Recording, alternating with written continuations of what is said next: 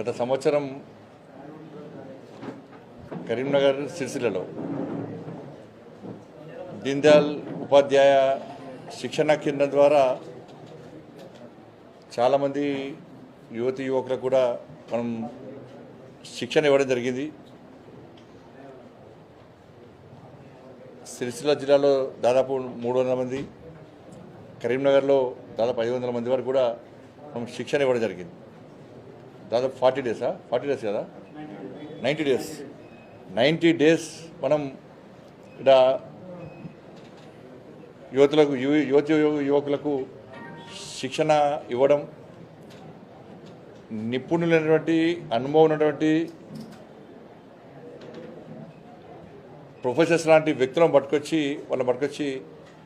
Faculty పట్టుకొచ్చి ఇక్కడికి శిక్షణ ఇవ్వడం జరిగింది, ఇక్కడే కాంప్రమైజ్ కాకుండా.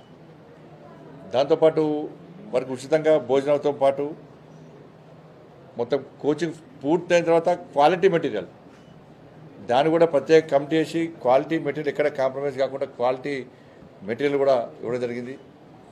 వాళ్ళు కష్టపడి మన నిర్వాహకులందరూ కూడా కష్టపడి దీన్ని నిర్వహించడం, దాంతోపాటు విద్యార్థులు కష్టపడి చదువుకున్నారు. ఈరోజు దాదాపు 30 నుంచి 50 మంది వరకు కూడా శిక్షణ పొందినటువంటి యువకులకు జాబ్స్ అవ్వడం. ఇప్పుడే గ్రూప్ 4 స్కూల్ అసిస్టెంట్స్, దాంతోపాటు సిఆర్పిఎఫ్ కానిస్టేబుల్స్, దాదాపు పోలీస్ డిపార్ట్మెంట్లో జాబ్స్ రావడం జరిగింది. ఇట్లా ఇంకా చాలామంది ఉన్నారు. ఇంకా రాబోయే ఎగ్జామ్స్ ఉన్నాయి కాబట్టి దానిలో కూడా తప్పకుండా చాలామంది యువకులు క్వాలిఫై అయ్యి తప్పకుండా ఉద్యోగాలు సాధిస్తారని చెప్పి ఒక నమ్మకం, విశ్వాసం ఉంది. వాళ్ళందరూ కూడా హృదయపూర్వక అభినందనలు. ఎందుకంటే కోచింగ్ పేరు మీద హైదరాబాద్ లక్షల కోచింగ్ ఇస్తుంటే కోచింగ్ పేరు మీద ఖర్చు పెట్టే ప్రయత్నం చేస్తూ ఉన్నారు. ఇంట్లో ఖర్చు పెట్టలేని పరిస్థితి, డబ్బులు లేని పరిస్థితి, కోచింగ్లు తీసుకోలేని పరిస్థితిలో ఉన్నటువంటి విద్యార్థులకు ఇలా శిక్షణ ఇవ్వడం ఒక లక్ష్యంగా పెట్టుకొని శిక్షణ ఇవ్వడం జరిగింది. అయినప్పుడు కూడా ఇంకా ఇవాళ ఉద్యోగాల విషయంలో రాష్ట్ర ప్రభుత్వం యొక్క వైఖరి తెలుసు మనకు. ఇలా గతంలో బీఆర్ఎస్ పార్టీ 2 లక్షల ఉద్యోగాలు ఇస్తా అని చెప్పి ఏ విధంగా మోసం చేసిందో, నిరుద్యోగులు ఇస్తున్న విధంగా మోసం చేసిందో సేమ్ పందాను కాంగ్రెస్ పార్టీ అలా కొనసాగిస్తున్నది. బిశ్వాల్ కమిటీ నివేదిక ప్రకారం 2 లక్షలు ఖాళీ ఉందని చెప్పి గత ప్రభుత్వం చెప్పింది, ఈ ప్రభుత్వం చెప్పింది. బీఆర్ఎస్ మేమే ఇస్తాం, 2 లక్షల ఉద్యోగాలు సంవత్సరం లోపల ఖాళీలు పూర్తి చేస్తామని చెప్పి కాంగ్రెస్ పార్టీ ఎన్నికల్లో హామీ ఇచ్చింది, యూత్ డిక్లరేషన్ ఇచ్చింది. ఇవాళ 20,000 జాబ్స్కు నోటిఫికేషన్ ఇచ్చి 50,000 జాబ్స్ ఇస్తామంటున్నారు. ఆ 50 కూడా ఇవ్వలే. ఇచ్చింది 20,000 జాబ్స్ నోటిఫికేషన్ ఇచ్చారు, 50,000 జాబ్స్ ఇస్తామంటున్నారు వాళ్ళని. ఇవాళ 4,000 నిరుద్యోగులు గుర్తిస్తున్నారు, 4,000 ఇంతవరకు ఇవ్వాలి. ఇదే కాంగ్రెస్ పార్టీ గతంలో బీఆర్ఎస్ పార్టీ విమర్శించింది, నిరుద్యోగ వృద్ధిస్తాను ఇవాళ చెప్పని. ఒక్కొక్క విద్యార్థికి నిరుద్యోగ యువకునికి కాంగ్రెస్ పార్టీ 48,000 రూపాయలు బాకీ ఉన్నది. వాళ్ళు 48,000 రూపాయలు ఒక్కొక్క నిరుద్యోగ యువకునికి ఇవ్వాల్సిన బాధ్యత కాంగ్రెస్ పార్టీ మీద ఉంది. సంవత్సరం లోపల ఉద్యోగాలు ఇస్తానని చెప్పి ఇంతవరకు ఇవ్వకపోవడం కాకుండా ఇంకా ఆత్మహత్యలు తీసుకునే పరిస్థితి, కోచింగ్ సెంటర్ తిరిగే పరిస్థితి. కానీ బయట మాత్రం గప్పాలు కొట్టుకుంటే ఇలా కాంగ్రెస్ పార్టీ టైంపాస్ పాలిటిక్స్ చేస్తున్న విషయాన్ని ఇలా నిరుద్యోగ యువత గుర్తుంచుకోవాల్సిన అవసరం ఉంది.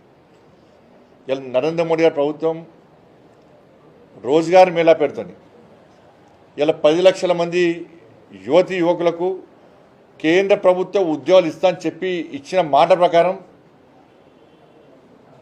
2023 ఆగస్టు 22 రోజు రోజ్గార్ మేళా ఫస్ట్ స్టార్ట్ చేసినాం.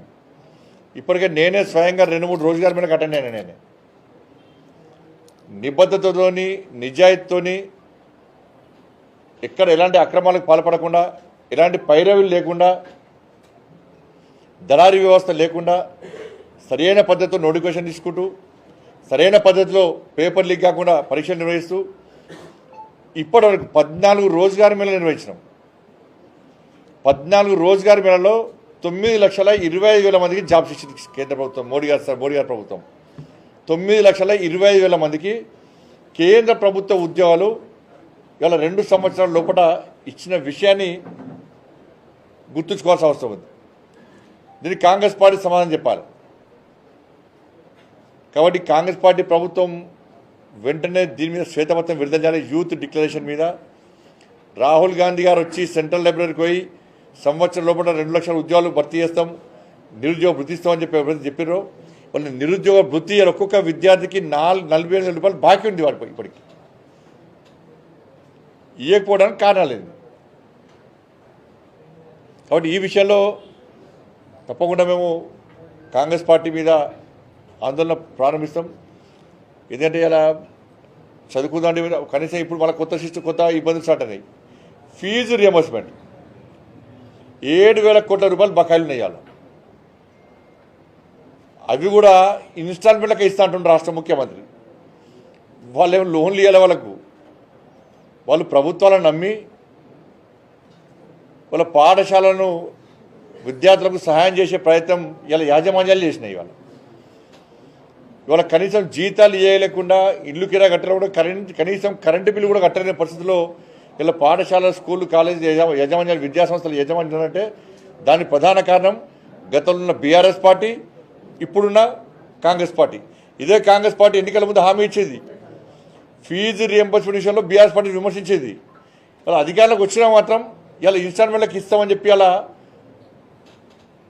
తప్పించుకునే ప్రయత్నం కాంగ్రెస్ పార్టీ చేస్తున్నది.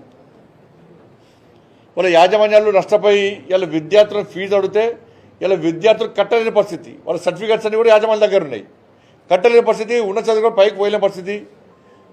ఉద్యోగాలు వస్తే కూడా సర్టిఫికేట్ తీయాలి, సబ్మిట్ చేయలేని పరిస్థితి వాళ్ళ. కాబట్టి ప్రభుత్వము యాజమాన్యాల మధ్యలో ఇలా విద్యార్థులు నలిగిపోతున్నారు. రాజకీయ పార్టీల మధ్యలో ఇలా యాజమాన్యాలు నలిగిపోతున్నాయి. వాళ్ళ రాష్ట్ర ప్రభుత్వాన్ని డిమాండ్ చేస్తున్నాం, సంక్రాంతి లోపట మీరు ఫీజు రియంబర్స్మెంట్ బకాయిలు చెల్లించకుంటే 7,000 కోట్ల రూపాయలు చెల్లించకుంటే ఇలా యాజమాన్యాలతోని విద్యార్థులతో కలిసి భారతీయ జనతా పార్టీ పెద్ద ఎత్తున ఉద్యమం చేపట్టడానికి సిద్ధంగా ఉంది. మొన్ననే కిషన్ రెడ్డి గారి నేతృత్వంలో సమావేశం నిర్వహించినాం. ఆ సమావేశంలో ఫీజు రియంబర్స్మెంట్ విషయంలో కానీ అనేక అంశాల చర్చ జరిగింది. ఫీజు రియంబర్స్మెంట్ విషయంలో సంక్రాంతి వరకు వేచి చూసి సంక్రాంతి తర్వాత ఇదే కిషన్ రెడ్డి గారి నేతృత్వంలో ఈ తెలంగాణ రాష్ట్రంలో విద్యా సంస్థల యాజమాన్యాలు విద్యార్థులు కలిసి ఎట్టి బస్సులో మేము చేపట్టే ఆందోళనకు ప్రభుత్వం పక్క దిగిరాక తప్పదు, దిగి రావాల్సిందే. ఆ స్థాయిలో ఉద్యమం చేయడానికి ఇలా భారతీయ జనతా పార్టీ సిద్ధంగా ఉంది. వెంటనే ఫీజు రియంబర్స్మెంట్ బకాయిలు చెల్లించాల్సిందిగా భారతీయ జనతా పార్టీ డిమాండ్ చేస్తూ ఉన్నది. ట్రిబుల్ ఆర్ సంబంధించి ఇలా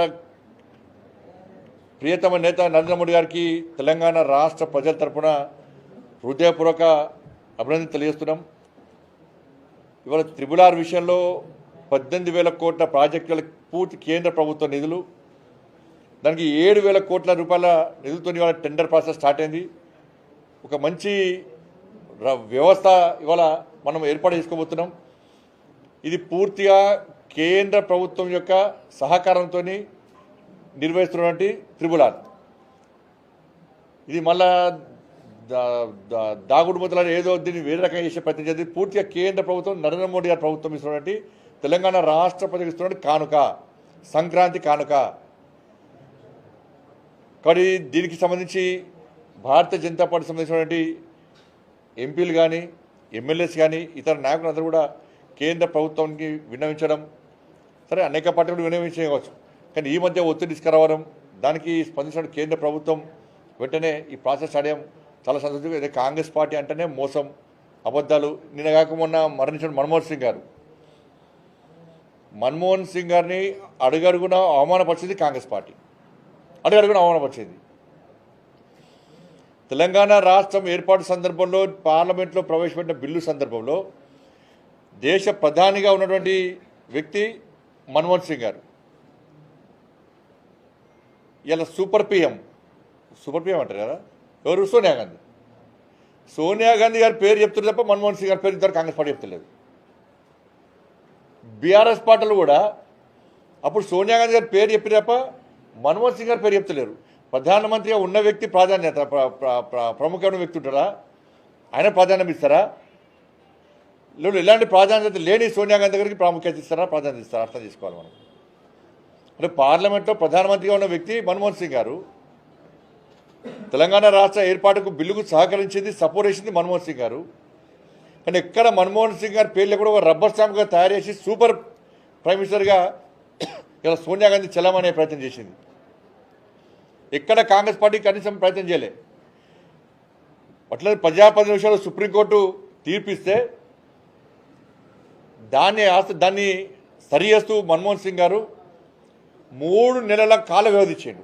దానికి ఆర్డినెన్స్ తీసుకొచ్చారు. సుప్రీంకోర్టు తీర్పిన వెంటనే డిస్క్వాలిఫికేషన్ విషయంలో, అనర్హత విషయంలో సుప్రీంకోర్టు వెంటనే చేయాలని చెప్పిన తర్వాత మన్మోహన్ సింగ్ గారు ఏం చేశారంటే దీనికి 3 months సమయం ఇద్దామని చెప్పి మన్మోహన్ సింగ్ గారు కొత్త ఆర్డినెన్స్ పట్టుకొచ్చారు.